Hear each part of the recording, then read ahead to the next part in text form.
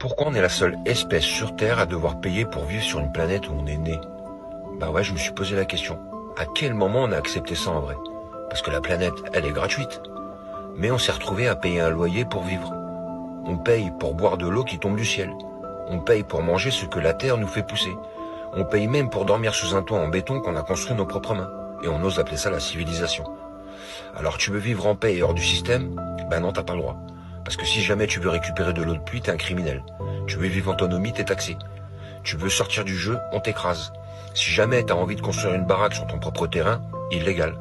Par contre, t'endetter sur 30 ans pour un studio tout pourri en plein centre-ville, ça c'est responsable. Alors ils veulent pas que tu sois libre, ils veulent juste en vrai que tu sois rentable.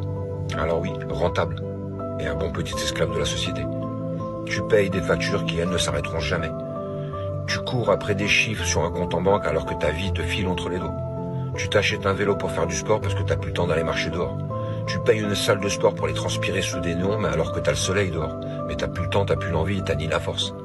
T'as des parents qui, eux, vont bosser pour payer une nounou, et à la fin se retrouvent à bosser pour payer cette nounou en vrai. T'as une sage-femme qui, elle, donne la vie, va toucher 1800, et en fait t'as un trader qui va prendre 20 000 juste sur un simple move. Un maçon qui va galérer dehors hiver comme été, va prendre 2000. Eh ben écoute, t'as une femme qui va aller vendre la photo de ses pieds sur mime, elle va prendre 10 fois plus. Et oui, c'est ça la vie d'aujourd'hui. Et après on s'étonne que les gens craquent. Alors ils t'ont appris à te taire, à obéir et à rentrer dans le moule, à être un bon petit pion bien docile. On t'a pas appris à vivre, on t'a appris à survivre. Et quand tu oses dire que le système est pourri, on te traite de fou, de marginal et de complotiste. Mais la vérité, c'est qu'on est des esclaves modernes, avec des abonnements, des dettes et un sourire forcé. Et le pire, c'est qu'on trouve ça normal. Alors oui, peut-être que je suis fou. Mais moi, je trouve ça dégueulasse. Et j'en ai plein le cul qu'on se taise. Parce que pendant qu'on ferme nos gueules, ils continueront à nous faire payer pour exister.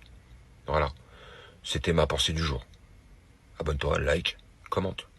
Souvent les adultes nous disent « Ah, vous avez de la chance, vous n'avez pas connu la guerre ».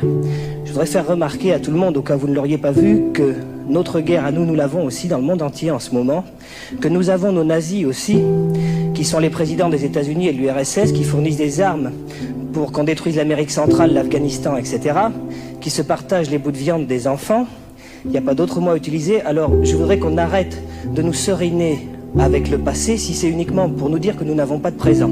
Le passé existe et quand il faut punir, il faut peut-être punir, ce n'est pas à moi de juger, mais il y a des gens qui sont bien vivants et qui ne méritent pas de l'être, et nous avons même des gens dans nos gouvernements qui serrent la main à ces gens-là, et il n'y a vraiment pas de quoi être fier. Monsieur Morandini, pourquoi avoir incité des jeunes de 16 ans à se masturber? Les prédateurs de TF1, partie 6. Jean-Marc Morandini.